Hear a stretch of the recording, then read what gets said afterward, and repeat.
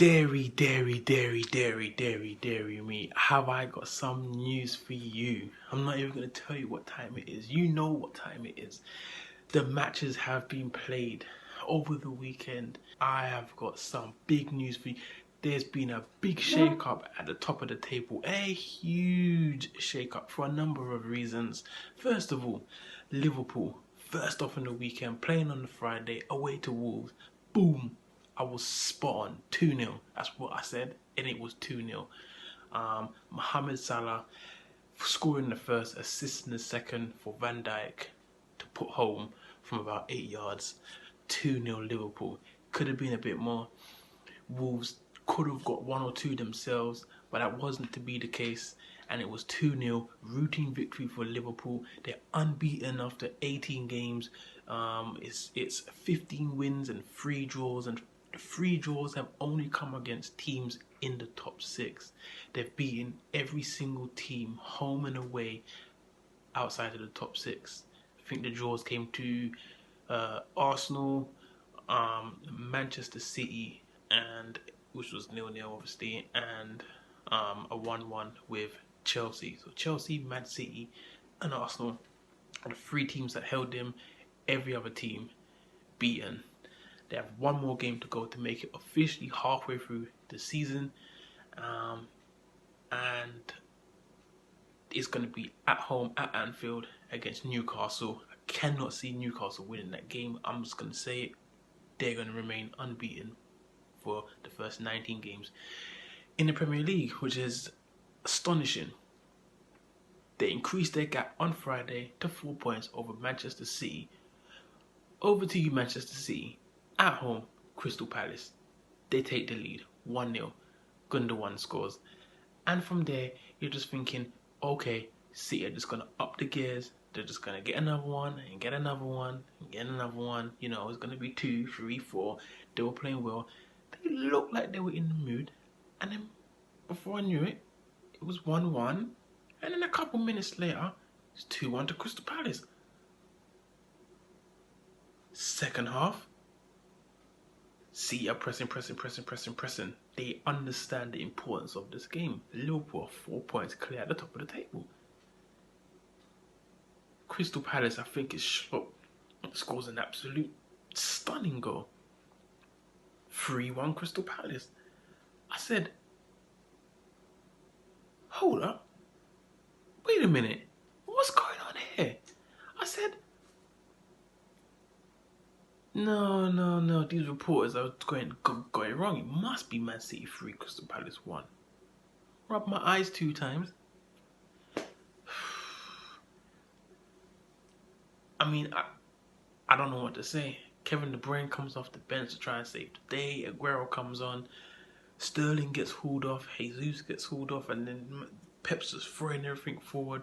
They get one back very late into the game. Kevin De Bruyne scores 3-2. But the match ends 3-2. Manchester City lost at the Etihad Stadium to Crystal Palace. Liverpool lead by 4 points. This is astonishing. I honestly, I cannot believe it. I said the title race is between City and City. There is no contenders. There are no challengers. But Liverpool are actually putting down a challenge. And now I have to actually consider them as serious contenders. I said I'll wait till January because I said I don't believe this vacate. This is you know, blankets, so pulling the wool over my eyes and all of this nonsense. But after these results, after what's just happened, I'm starting to question it. Maybe the title race was between City and City. You know, they're throwing it away themselves, missing the penalty against Liverpool to win the game. You know, they win that game. Even with this loss against Crystal Palace, they'll be at the top. You know, well, not to be fair, they'll be 1 point behind Liverpool. But losing to Crystal Palace, not scoring the penalty Mahrez against Liverpool in that crucial game at Anfield, I honestly don't know what to say. And drawing to Wolves, teams like Wolves and Crystal Palace are the teams that you got to be beaten. You have to be beaten. We have a serious title race on our hands, and it's gonna go to the wire. Because I can assure you that Man City are going to beat Liverpool at the Etihad in the second half of the season. They're gonna win that game. But I don't know what to say. That stunned me. And no matter how hard Pep fights, no matter how much he's gonna go on from here to beat teams 5, 6, 7, 8, 9, 10-0, it's still only 3 points. And if Liverpool continue to keep on winning, you're not gonna catch them. Yeah, you might beat them at the Etihad, but still that only puts you 1 point behind them. If they keep on winning all the other games, you've lost the title. And then moving on. Arsenal played the early kickoff at 12:30 on the Saturday. They were at the Emirates. They hosted Burnley, and it was a 3-1. It was more comfortable than what we saw previously against Southampton, and in the North London derby in the Carabao Cup, which they lost 2-0, and they won this one 3-1. Lacazette scoring a double, a brace. And the last goal scorer was Iwobi, who came off the bench to score, and that was assisted by the return of a starting lineup, Mesut Ozil. So he got into the starting lineup first time in a while, and he got the assist for the third and final goal, which was scored by Iwobi. I said it was fairly comfortable.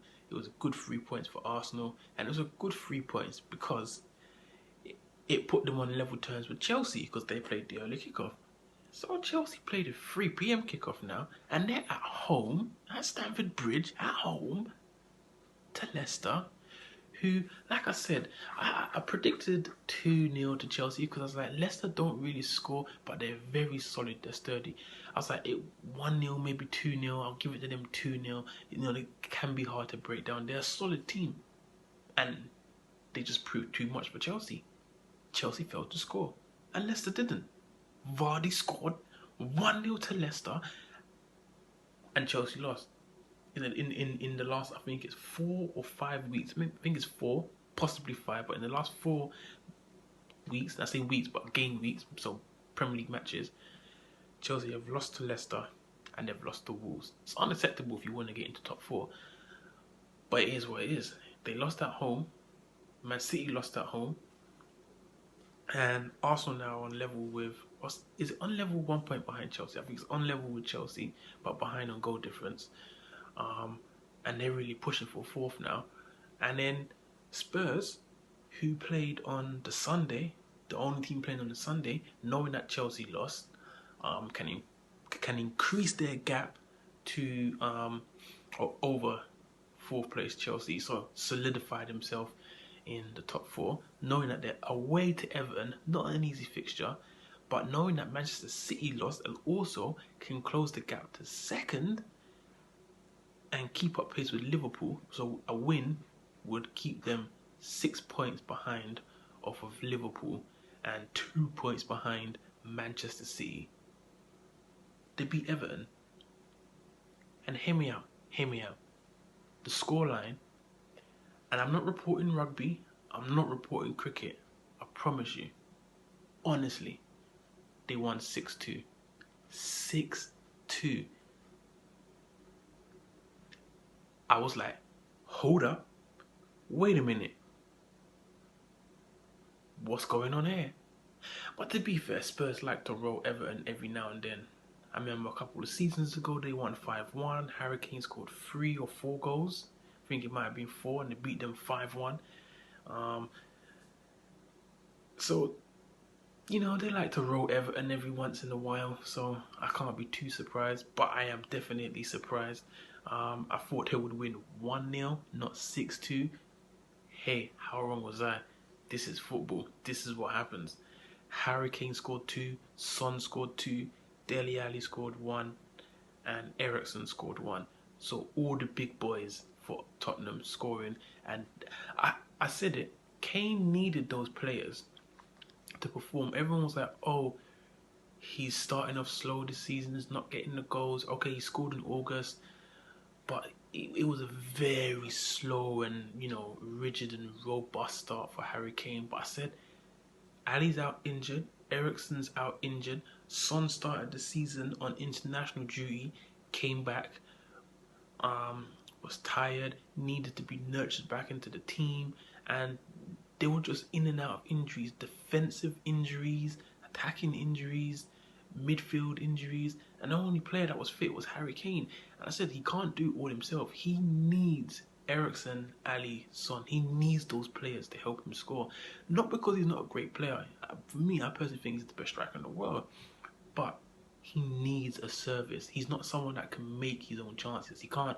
He's not going to dribble past 3, 4, 5 players. He's done it once or twice in his career, but he's not that type of player. He's not going to do that week in, week out. He needs a service. He needs crosses into the box. He needs through balls, cutbacks to latch onto, first-time finishes. That's what he is. He's an in and around the box striker, a poacher, and he's also a striker that can score from, long range, 20, 25 yards. He's got that in his locker, but he needs the service. And when those players were injured, he wasn't getting that service from Lamela and Lucas Moura. They're more individual players that are, they play for themselves. And if Kane happened to be on the end of something, he happened to be on the end of something. He needed those players. He needs to thrive off of those players. That's what he's all about. He's a quality striker. I wouldn't say he's like an elite player, a player that has all attributes of the highest magnitude. No, but he is a phenomenal striker.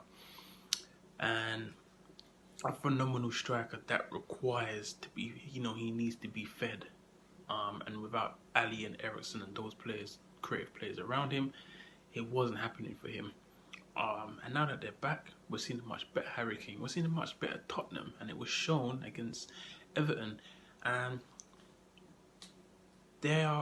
Liverpool have played everyone's playing 18. Liverpool have 3 draws and 15 wins. So they have 15 wins out of 18 games. Spurs have 14 wins out of 18 games. They have 1 less win than Liverpool.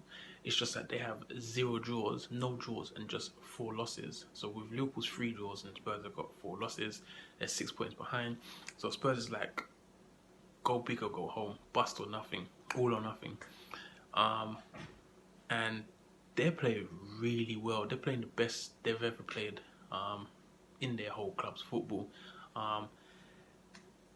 Any other season apart from this and maybe Man City's last year, they win the title. This kind of form is title worthy, and you can't rule them out. 6 points is 2 losses for Liverpool. Man City beat them at the Etihad, and Spurs beat them.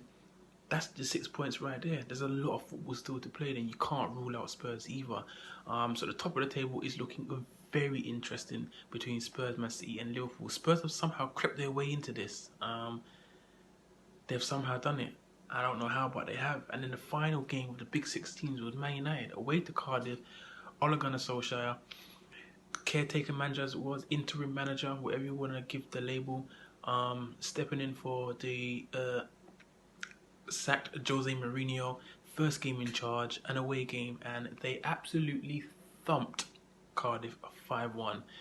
Absolutely thumped. Pogba 3 assists, back in the starting lineup. Looked like it was the Pogba from the World Cup. Renewed, revitalized. Still probably not his 100% best. No, he's probably got more to give. It was only his first game under Solskjaer.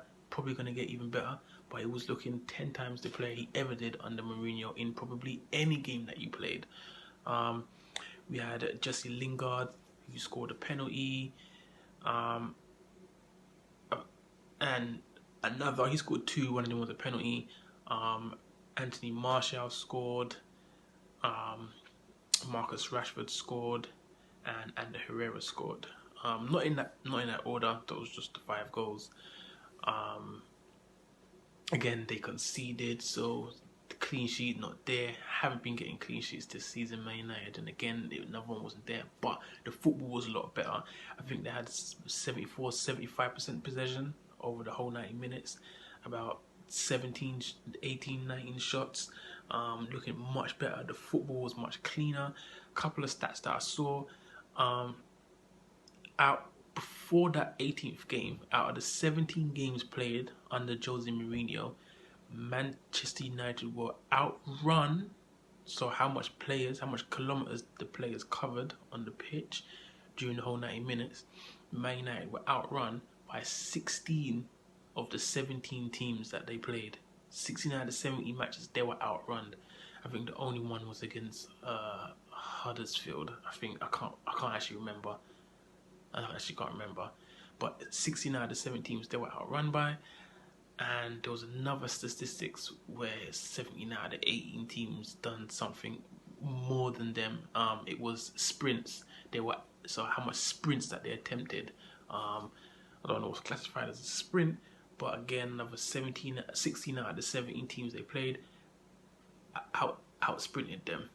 And this one, in the game against Cardiff, they absolutely annihilated them in both those statistics, outrun them. Far more sprints, 119 to 99 sprints against Cardiff. So you can see completely different style of football already. There was one touch passing in the Anthony Martial goal, one touch build up with a nice clinical, superb finish from Anthony Martial. And Man United just looked better already. They just looked like all the shackles, all the chains just dropped off of them, and they just looked like they've been freed and they're just playing their football. They were like a whole different team. And like I said, with Chelsea losing, they've closed the gap by 3 points already. They were 11 points behind 4th place. They're now 8 points behind 4th place. So, can we look at Man United possibly be looking like contenders for top 4, get back into the Champions League? Who knows? But there's a lot of things to consider after this week. It's blown my mind. It's so much to think about. And I'll quickly run you through, very, very quickly, through some of the other results. We had Bournemouth at home to Brighton. They won that 2-0. Routine for them. I expected them to beat Brighton.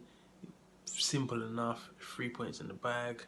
We had Huddersfield at home to Southampton. Southampton picking up an away 3-1 win, and they're looking like they're stable again. They're looking like they know where they're at, what kind of direction they want to go, what kind of football they want to play, they know how to execute it. Just beating Arsenal, now beating Huddersfield 3-1. Danny Ings involved again, he's scoring. And they just look like they're in a good place at the moment.